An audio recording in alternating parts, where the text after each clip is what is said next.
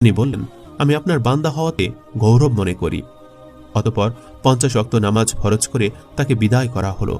ষষ্ঠ আকাশে হজরত মুসার সঙ্গে সাক্ষাৎ হওয়ার পর হজরত মুসা জিজ্ঞেস করলেন, আপনার উম্মতের জন্য কি হাদিয়া নিয়ে এসেছেন? রাসূল সাল্লাল্লাহু আলাইহি ওয়াসাল্লাম বললেন, 50 ওয়াক্ত নামাজ পড়েছি।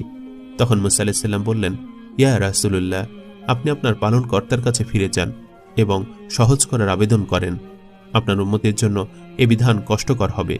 আমি বনী ইসরায়েলকে খুব ভালোভাবে পরীক্ষা করেছি, তাদের উপর আমার তিক্ত অভিজ্ঞতা রয়েছে, আর সে অভিজ্ঞতার উপর ভিত্তি করে বলছি, আপনার উম্মত দুর্বল হবে, তারা এ দায়িত্ব পালন করতে পারবে না। আপনি ফিরে যান, কিছু সহজ করে নিয়ে আসুন। পরামর্শ পেয়ে রাসূল সাল্লাল্লাহু আলাইহি ওয়াসাল্লাম ফিরে গেলেন এবং আল্লাহর নিকট বিনীত দরখাস্ত করলেন। তখন আল্লাহ তাআলা 5 ওয়াক্ত নামাজ কমিয়ে দিলেন।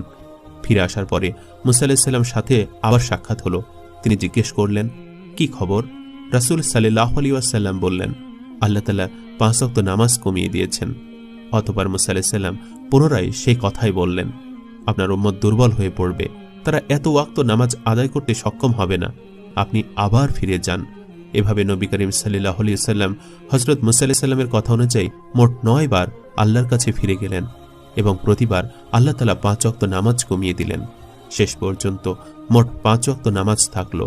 মুসা আলাইহিস সালাম আবারও ফিরে যেতে অনুরোধ করলেন, কিন্তু রাসূল সাল্লাল্লাহু আলাইহি ওয়াসাল্লাম এবার উত্তর দিলেন, আমি লজ্জাবোধ করছি, আর ফিরে যেতে পারবো না।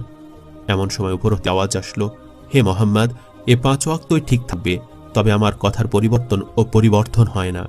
তাই প্রথম ঘোষণা অনুযায়ী 5 ওয়াক্তকে 50 ওয়াক্ত ধরা হবে। কার্যত 5 ওয়াক্ত রইল, কিন্তু আমি 50 ওয়াক্তের সওয়াব প্রদান করব।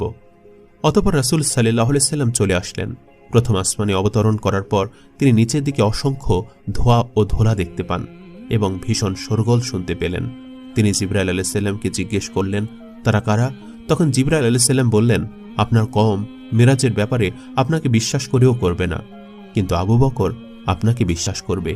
আপনি তার নিকট বলবেন, তিনি সিদ্দিক। অতঃপর রাসূল সাল্লাল্লাহু আলাইহি ওয়াসাল্লাম অচিন্তনীয় দূরত্ব নিমিষের মধ্যে অতিক্রম করে স্বস্থানে ফিরে আসলেন। পরদিন সকালে নবীজি রাসূল সাল্লাল্লাহু আলাইহি ওয়াসাল্লাম হাতিমে কাবায় চিন্তিত মনে একান্তে বসেছিলেন আর মনে মনে ভাবছিলেন, রাত্রে সংঘটিত মিরাজ ও ইসরার কথা প্রকাশ করলে মানুষ আমাকে মিথ্যুক বলবে না তো? ইতিমধ্যে কাজ দিয়ে যাচ্ছিল আবু জাহেল। তখন সে নবীজির কাছে বসে বিদ্রূপের ছলে বলল, কোনো ব্যাপার আছে নাকি? নবীজি সাল্লাল্লাহু আলাইহি ওয়াসাল্লাম বললেন, হ্যাঁ। তখন আবু জাহেল বলল, কি ব্যাপার? নবীজি রাসূল সাল্লাল্লাহু আলাইহি ওয়াসাল্লাম জবাব দিলেন, আজ রাতে আমার মেরাজ হয়েছে। তখন আবু জাহেল বিস্ময়ের সাথে বলল, কতদূর পর্যন্ত যাওয়া হয়েছিল? নবীজি বললেন,